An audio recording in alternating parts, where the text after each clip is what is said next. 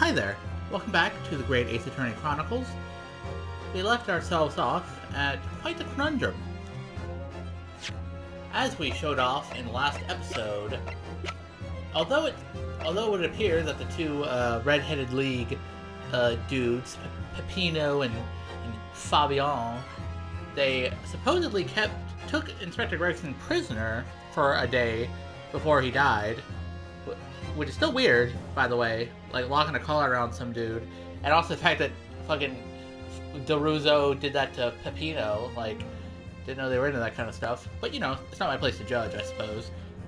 I mean, that's the judge's place, am I right? But, like we pointed out in the last episode, there doesn't appear to be any bruising around old Gregson's neck, which would imply that, you know, he had a collar put around him. And yet whoever was there that day did have Inspector Gregson's real police information, you know, his identification and stuff. So we're left ourselves with quite the conundrum. Is it an imposter, or is it Gregson himself? Now, to be honest, I wouldn't know for sure. I couldn't tell you either way, but I wouldn't be able to tell you either way. But I do remember that there was a certain individual, a certain gossip hound, if you will, who possesses a certain red ring around his neck. So, I don't know, pal. Like, that's the only credible evidence I think we have either way. So, yeah, it would seem that perhaps he was the true Greg Sus all along. The imposter, if you will.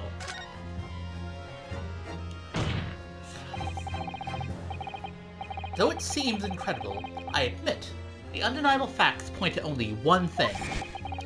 Since no bruising can be seen on the victim's neck, the person who these two red-headed men took prisoner that day cannot have been Inspector Gregson. Also, I think it is more likely that someone could have stolen his identification papers. You know, like, that's a more likely outcome than, I don't know, Gregson just has ridiculously thick skin and it doesn't bruise easily, you know?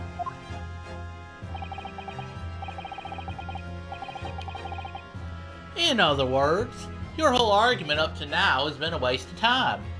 I mean, yeah, there is that fact. But then again, Gregson did have a note in his notebook or whatever about the Red-Headed League, so...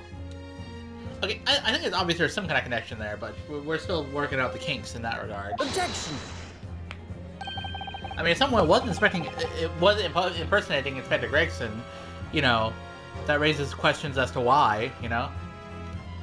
On the contrary, I haven't finished. What? There's no bruising on the victim's neck, so the question immediately posed next is, who exactly was this man in the park on Lime Street found to be carrying Inspector Gregson's identification? See, that's alright. We tell the same story every time. And what a bunch of crybabies.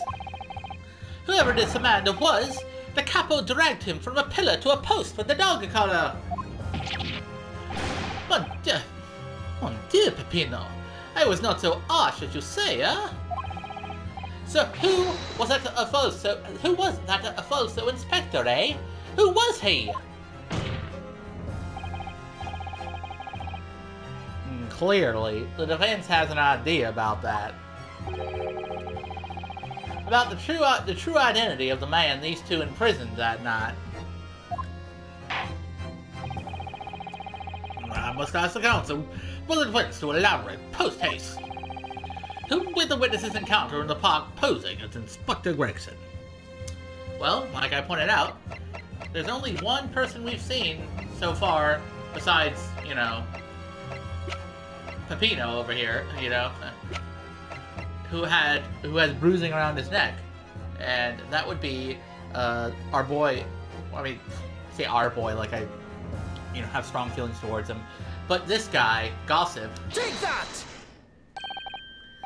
Goodness me, wasn't that one of the witnesses who was in the stand in this very courtroom earlier today? a nameless man whose only occupation appears to be peddling hearsay to passers-by. Which, again, I don't know why you would pay for that. Like... Objection! Objection. That is a pretty cool objection clip, I can't deny. What on earth would a street seller be doing with a police inspector's identification papers? Witnesses! Is this the man or not? Because surely they would recognize... You wouldn't mistake that guy for anyone else.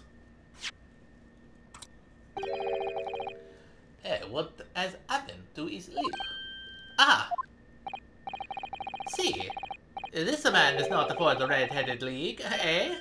He's looking for the Twisted Lip League, no? Oh, fucking... You're a real fucking comedian, Peppino. Why don't you fucking...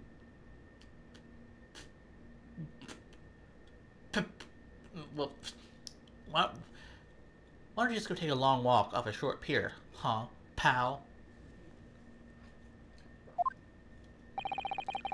Perhaps rather than making such a rash claim next time, you should bite your lip instead. You'd like to see that, wouldn't you, Cosimo? You smug bastard. It seems improbable, yes, but one undeniable fact remains.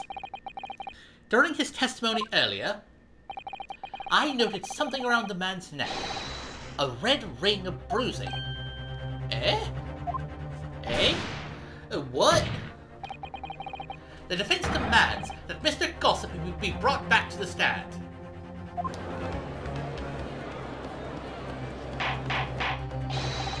Order! Order! Bailiff, bring the aforementioned witness back into the courtroom. Immediately. No, yep, that's definitely bruising around his neck. And it's quite identical. Well, by never. An undeniable ring of bruising indeed. And identical to that of the witness beside him. Okay, now I don't recall what voice I had for him. Now what's going on here, eh? I've always had this, me. It's birthmark, isn't it? A birthmark? A birthmark. Around your whole ass neck. And we're expected to believe that, are we? A birthmark, you say? I assume the reason you've been recalled to the stand has been explained to you. Something about an inspector again. But I'm telling you, you got it all wrong as usual. You're denying all knowledge of it. Well, of course I am. Are you trying to kill me with all this nonsense, eh? Well, at least you'll have more stories to peddle back on Fresno Street, won't you? Now, we're gonna need you to testify again. And you, Mr. De Rizzo and Mr. De Rossi, I'm sure you'll cooperate, won't you? Do we have any choice? We are in a bigger trouble than they, Capo. Yeah, I mean, doing a fraud and a scandal and you know, kidnapping people, even for just a day, you know, those are the kind of things that get you in hot water. Sorry, it's sad to say. You guys really should have just tried to leave for the country. Or leave the country, I mean. That's quite an dilatory chatter. Proceed with the testimony. That's a new word you don't hear every day. Dilatory. Slow to act. Anyway, let's see what Gossip here has to say about himself. The inspector and the identification revisited. The man who claimed to be an inspector that day was definitely not this man. He's right, I see. You think we would forget those grand lips, eh? I mean, yeah, they are pretty identifiable. Never leave Fresno Street, alright? I've no interest in any red-headed league. Plus, you don't have red hair. So, I'm all alone in the world, eh? I'm all alone in the world, me. I've no kinfolk or nothing. Why would I be involved in something like that? I mean, wouldn't that give you more reason to be involved in a scam like that? You know, because you want to get some easy money and you don't have anyone else to rely on. Also, what about your fucking your fellow street sellers? You know, Venus and Sandwich. Just look at me, eh? Does it look like I could carry off disguise with a face like this? I mean, that's a compelling argument, admittedly. It would certainly appear that we have the wrong man. What have I been telling you, eh? There was no need for this pointless testimony. Ugh. That's right. I'm just a simple peddler, remember? Fresno Street's all I know. How would I come by a police inspector's identification book, eh? Well, yes. That's hard to explain, but... brief cross-examination, I think, Counsel. Very brief. Ugh. Is there anyone in this courtroom who thinks I might be onto something? I stand steadfastly at your side as always, Mr. Naruhodo. Thanks, Zato. I need that, man. You know? It's always... This is why it's good to have an assistant by your side, you know? Even when everyone else thinks you're stupid, dumb, poo-poo head, you know? You got someone like Cesato, you know she's got your back. Cosmo doesn't want to fucking look at me. You know, maybe I don't want to look at him, you know? Maybe I don't.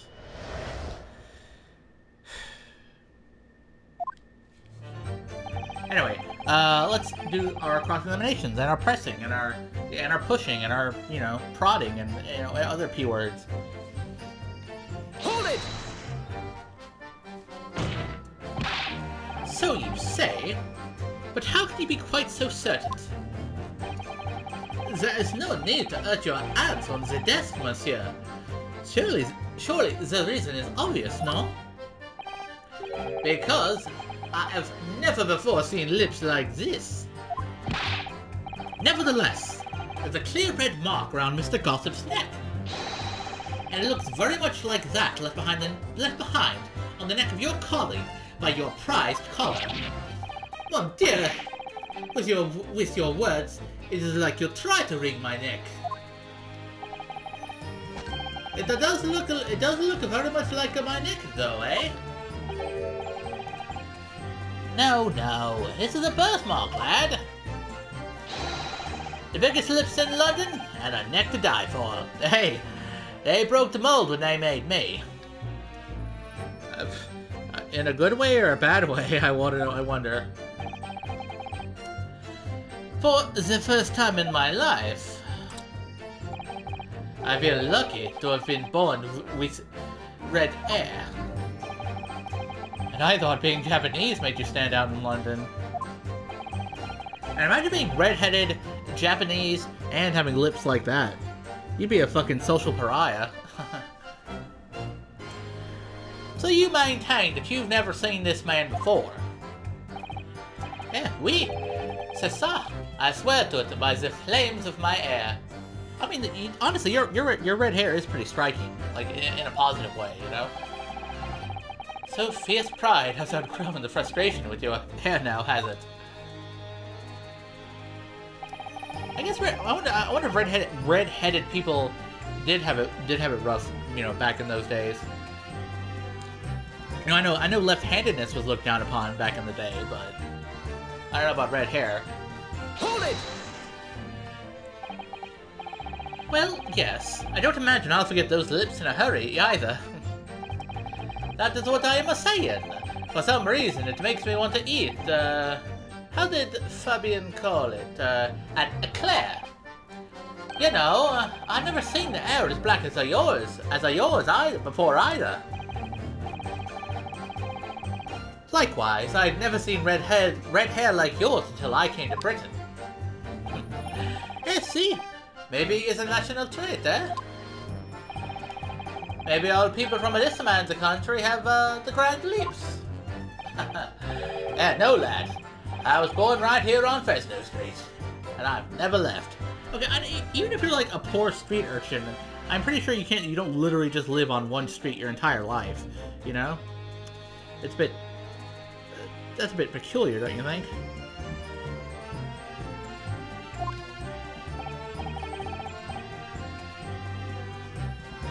Oofa! That is it. That is the problem, see? So you definitely didn't go to the park on Lime Street that day, Mr. Gossip. Now how many times do you want me to say it, eh? I never leave Fresno Street, alright? No interest... okay, no, sorry. Hold it! Let me press this one first. So, you'd heard of the Red-Headed League, had you? You don't get a name like Gossip for nothing, eh? It's my business to know what's going off in town. Okay, that, I guess, is believable. I sold that tasty tidbit to a fair few redheads that came past me. Yeah, just between us. Well, I even got the sandwich to cough up for it. Well, he does have a very red nose, if that counts. It's not the Red Nose League, says Otto. It's the Red-Headed League. Who knows? But, as you can see, my own hair's got a lot of hint of red in it. And in any case, Fresno Street's my patch. You won't catch me sidling off to some other part of town. Is that so? No, sir. Not likely. Got something you want to say, pal? Well, before we do that, let's investigate. Let's just press the other statements first, and then we'll come back to this one. I see. As it happens, after I sold Sandwich that little tidbit about the Red-Headed League, they went and got themselves some red paint from somewhere. God only knows where, mind. But just between us, he didn't have the gumption to dunk his head in it. Yeah, he strikes me as someone lacking gumption. You know, in one way or another. Hold it! You mean you have no family? Nope. None at all. So I spend my days on Fresno Street peddling tidbits to passers-by. Hoping, just between us, he says, that eventually someone else with lips like mine will come along. I don't think so. You may be right. Anyway, that mark on your neck is just too much of a coincidence for us to ignore. Well, what's a fella to do then, eh? If you don't believe me, we're at an impasse. And there's nothing I can do but flick me lip. Looks like I'm not going to get anywhere here unless I can produce some proof. You're basically saying I got dressed up and posed as some fancy inspector, aren't you? Well, it's beyond me how you think I could do that. I mean, you certainly don't look anything like Gregson. Hold it! Maybe you could. Say, with a moustache or a beard to cover up that lip. Aye, perhaps. But if I was going to stick some fake facial hair on to cover up this fine specimen, I'd end up looking like his lordship over there, wouldn't I? I mean, maybe. Pardon?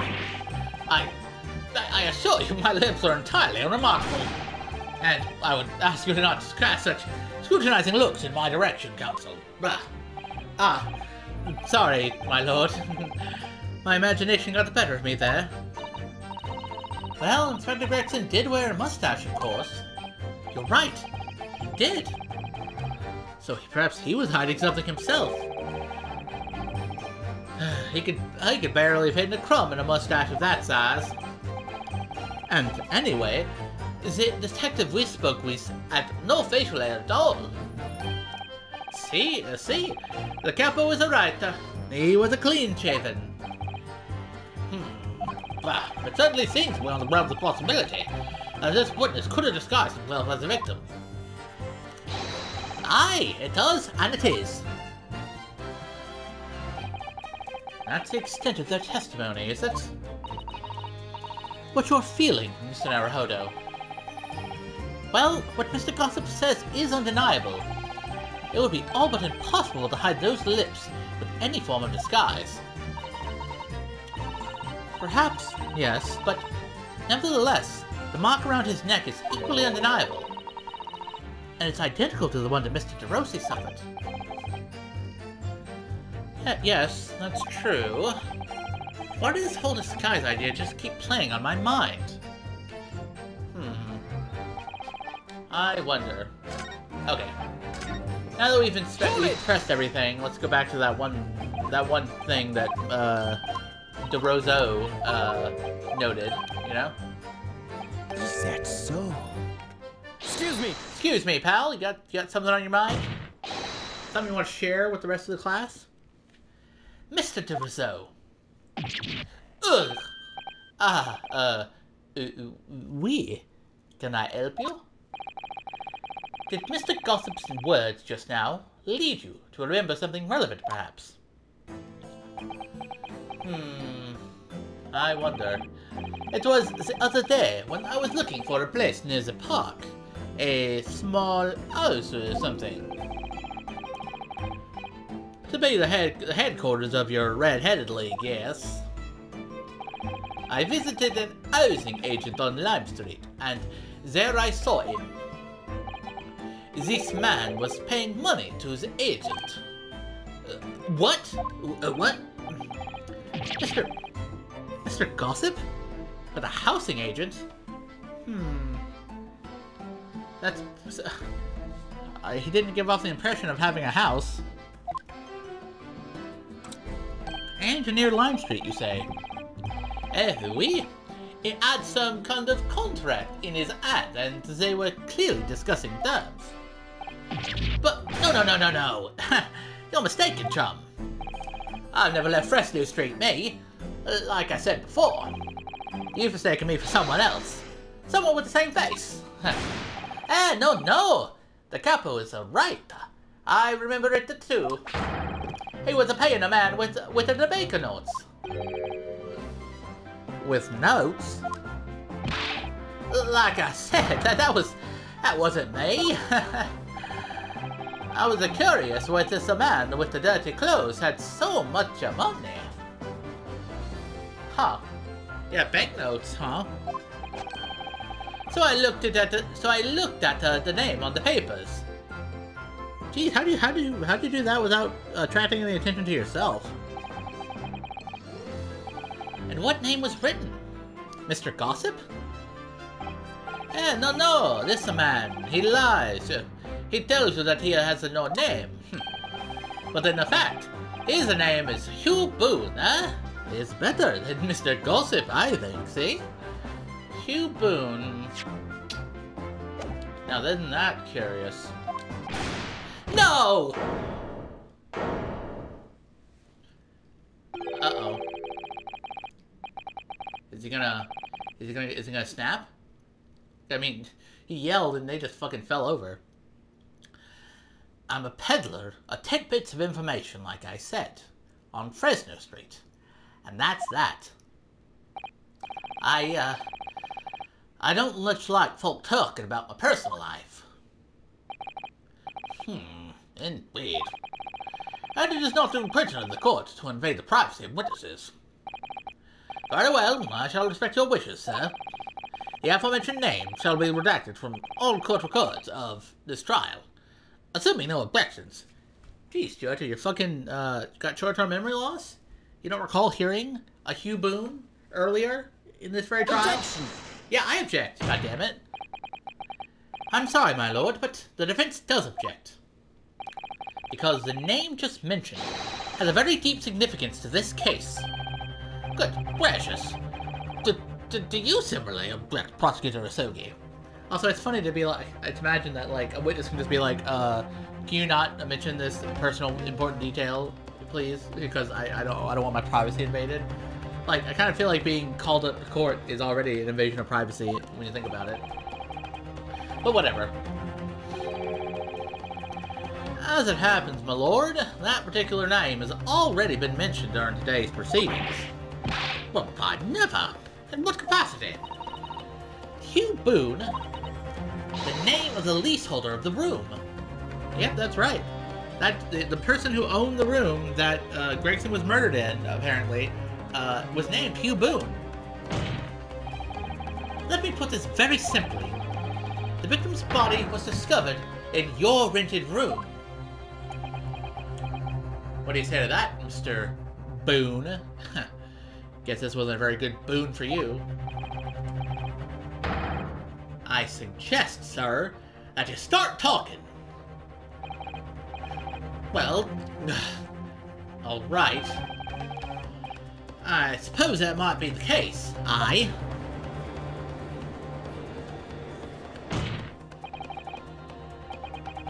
So your real name is Hugh Boon. Look at that, his title card changed. Well, just between us, I don't like blowing out trumpet, but there's no finer peddler of tidbits in town. So I happen to be able to afford a grubby little room in a fallen down backstreet townhouse. You do? And once every 6 months, I go and pay the rent to the agent on Lime Street. I remember now. There were 2 vulgar redheads in there last time. If either of us is a vulgar, it's not to me. No, it's not. Think again, Peppino. Oh, damn. Got him. Why didn't you bring this up before? It's like I told you already. I don't like talking about my personal life. I'm a tidbit peddler, as far as everyone else is concerned. No fuss. I mean, it's still kind of lying in court, you know? Perjury and whatnot. We will oblige your testimony to include this most surprising revelation, Mr. Boon. If I must. So the leaseholder Scotland Yard has been looking for since the body was discovered, has been here under our noses all along.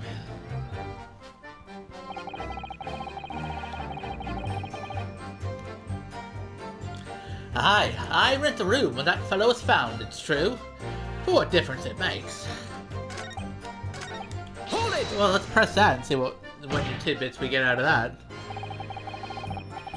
So, you live in that room, presumably, do you? No, I don't live there. What do you think? There's no bed, is there? Just a desk. Then, why would you want to rent it? Well, I don't think I should have to say, really. Then how about that notice board in there? Which was covered from top to bottom in confidential documents only the police should have had access to. No. That board's not mine. The inspector must have brought it along. It's only the other bits and bobs that belong to me. The desk and the chair and that.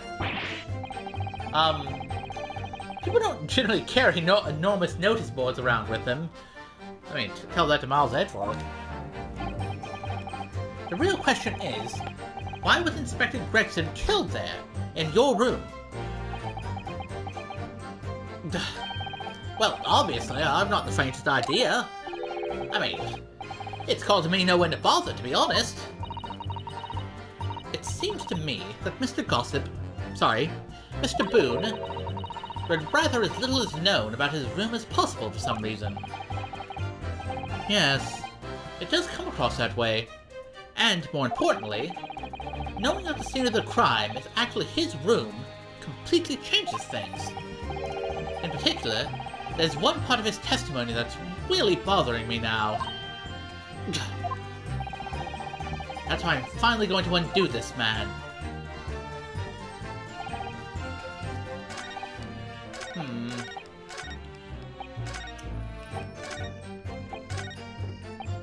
Yeah, if we think about it, right? If there...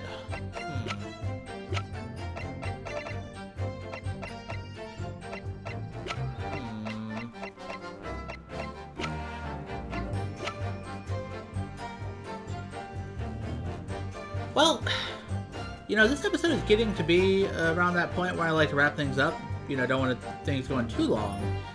But I do think that revelation that we just, you know, came to terms with, it definitely puts a certain piece of evidence in a new light. If you know what I'm saying. The implications of which are, well, pretty revelatory, to say the least. But I'm not gonna jump down that horse. No, jump down that horse. What the fuck does that mean? I'm not gonna, you know, we'll cross that bridge when we get to it. For now, though, I'm gonna have to wrap things up. So far, well, yeah. The trial's coming along, you know? I'll admit, I was curious about where this was all going, but now I'm getting an idea, but I don't want to give away the game too soon. For now, though, I'm going to wrap things up. In the next episode, we'll follow the implications of Mr. Boon's previous statement to its natural conclusion. Until then, though, I'll see you around.